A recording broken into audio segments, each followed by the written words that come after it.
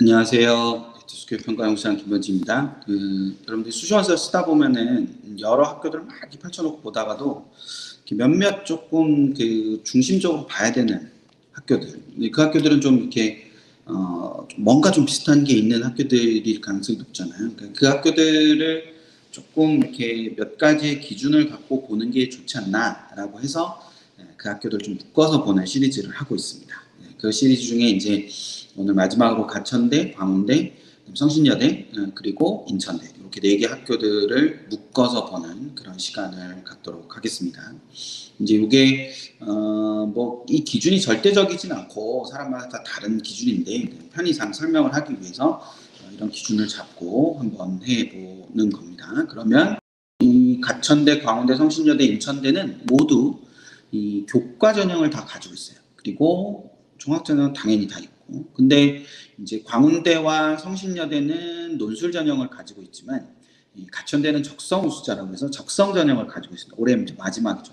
그리고 인천대는 그런 대학별고사의 별도의 대학별고사를 보는 전형이 없다 이렇게 생각하시면 됩니다. 그래서 교과 전형부터 비교를 먼저 해보자면 교과 전형은 이제 눈에 딱 보이는 대로 광운대는 수능 최저가 없고 나머지 3개 학교는 수능 최저가 있죠. 그래서 수능 최저를 우선 중심적으로 먼저 살펴보게 되면 이 수능 최저 옆에 조금 굵은 글씨로 이렇게 조금 굵은 글씨로 이 파란색 글자들이 있습니다. 이게 뭐냐면 이제 수능 최저학력 기준 충족 가능 비율이라고 해서 저희가 예를 들어서 인문이다. 그러면 사회탐구를 시험을 본 친구들 중에 요 정도 수준의 최저를 맞출 수 있는 친구들이 33.4% 정도 된다. 이렇게 해석을 하는 거예요. 그러면 요거를 보고 다른 대학들도 저 수치를 보면 저 수치가 낮으면 낮을수록 여기 최저가 좀 높아서 맞추기가 어렵구나 이렇게 판단할 수 있는 거다. 그래서 높낮이 때문에 저거를 보여드리는 건데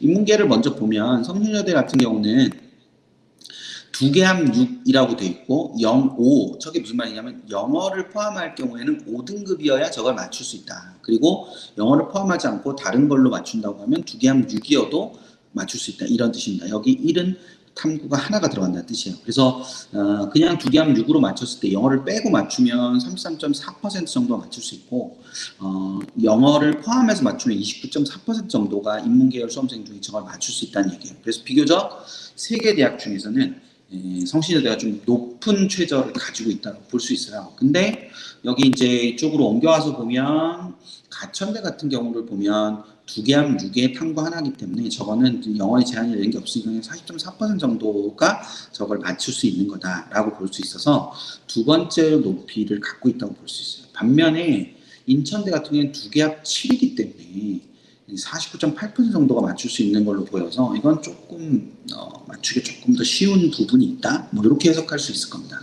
근데 자연계는 어떤가라고 하고 보니까 자연계는 여기 보이는 대로 여기 이제 자연해서 2개함 6이라고 돼 있죠. 그리고 수학 가를 사용할 경우에는 7도 된다. 2개합 7도 된다. 수학 가로 맞출 때는. 그러니까 수학 가를 4등급 맞추고 그 다음에 뭐 다른 하나를 영어를 3등급 맞춰가지고 7로 맞춰도 된다. 이런 겁니다. 그래서 그렇게 되면 이제 36.4% 정도 되기 때문에 자연계 중에서는 가천대가 그래도 교과 전형 기준으로 가장 높은 최저를 가지고 있다라고 해석을 할 수 있는 겁니다. 반면에 인천대 같은 경우는 2개합 7은 똑같은데 수학이나 과학이 반드시 포함되어 있어야 되기 때문에 이 맞출 수 있는 친구들이 수학으로 기준으로 하면 35% 정도 되지만 과학 기준으로 하면 41.4% 정도가 됩니다. 그러니까 가천대보다는 조금 더 맞추기가 쉬운 거죠. 과학을 이용한다면. 근데 성신여대 같은 경우는 2개합 7이기 때문에 41.2% 또는 영어를 기준으로 맞추면 39.3% 이렇게 된다라고 해석할 수 있는 이처럼 이렇게 보는 거는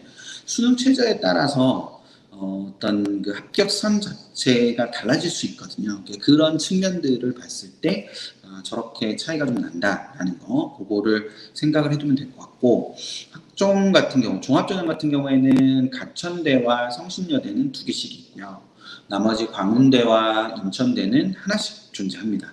이처럼 2개가 존재하는 경우에는 반드시 두 전형의 차이가 있어요. 그 차이를 중심으로 지원을 하는 게 굉장히 중요합니다. 그래서 그 차이를 살펴보는 거를 주의 깊게 하는데 그냥 형식상으로 보면 가천 바람개비 1은 4배수의 1단계 전형이 있고, 반면에 가천 바람비 2 같은 경우는 이 응시를 하면 모두가 다 면접 대상자가 되는 거예요. 일괄 전형이 되는 거죠. 면접이 있는데도 불구하고 단계별 전형을 하지 않는다. 반면에 성시에서 자기주도 인재는 역시 단계별 전형으로 3배수 1단계 합격자가 나오고 그 다음에 면접을 보는 전형인데, 학교생활 우수자 같은 경우는 그냥 서류 100%로 끝난다라는 차이가 존재한다는 거죠. 그런 부분에 차이가 있다라는 걸 생각을 하고, 그 차이를 기준으로 여러분이 지원을 검토하는 게 필요합니다. 무엇보다도. 특히 가천 바람개비 2 같은 경우는 이 전형은 전년도에 비해서 전년도에는 이게 교과 전형이었는데 올해는 종합 전형으로 변화가 됐어요. 변화가 됐으니까 전년도를 무조건 그대로 대입해서 뭔가를 보기가 조금 어려운 면이 있다는 거죠. 그런 차이가 하나가 있고, 또 하나는 여기 지금 보시는 대로 자기주도 인재 전형과 학교생활 우수자는 올해 모집 단위의 변화가 있는 부분들이 있어요. 특히 이제 사범대학, 성시대 사범대 같은 경우 작년에는 학교생활 우수자로만 뽑았는데 올해는 또 자기주도 인재라고 뽑거든요. 학교생활 우수자로는 뽑지 않아요. 그러니까 이런 부분들의 차이가 있다는 거를 좀 생각을 하면서 볼 필요가 있다라는 거. 논술이나 적성으로 내려오면 광운대가 논술 우수자 전형에서 교과 반영 비율이 40%에서 30%로 줄었어요. 그러니까 교과의 영역이 줄어들면서 오히려 논술의 반영 비율이 좀 증가했다. 이렇게 볼 수 있는 측면이 있다는 거죠. 그러니까 이런 변화들이 있어서 좀 주의를 기울여야 되는 부분이 있습니다. 그리고 가천대는 여기 이제 이 표 안에 포함시키기가 조금 어려워서 포함시키지 못했지만, 학석사 통합과정이라 해서 5년제를 갖고 있는 전형들이 있어요. 그러니까 보통 4년제잖아요. 근데 학석사를 보통 하는데 6년이 걸리는데 이거를 이제 5년 만에 끝내는 5년 과정이 있습니다. 그래서 그 학석사 통합과정으로 5년제 전형도 있고, 그 다음에 가천 AI 소프트웨어 전형이라고 해서 이제 별도의 전형도 있고요. 그리고 또 하나는 올해 이제 그 조기 취업형 계약학과라고 해서 그 4개 모집 단위에 160명을 선발하는 전형이 있어요. 그게 이제 2편에서 다음 편에서 제가 좀 더 자세히 설명을 드리긴 할 건데, 그런 전형들도 있으니까 참고 삼아서 여러분들이 지원을 검토하면 된다. 그래서 이걸 한눈에 딱 보면서 어떤 것들, 나는 어떤 거에 관심이 있는가. 그래서 두 번째 편 들을 때 그런 걸 좀 더 중심적으로 들을 수도 있고, 여러분이 지원을 검토하는 단계에서 활용하실 수도 있는 거니까 그런 측면들을 좀 생각하시면서 보시면 되지 않을까 싶습니다. 저는 2편에서 다시 뵙도록 하겠습니다. 감사합니다.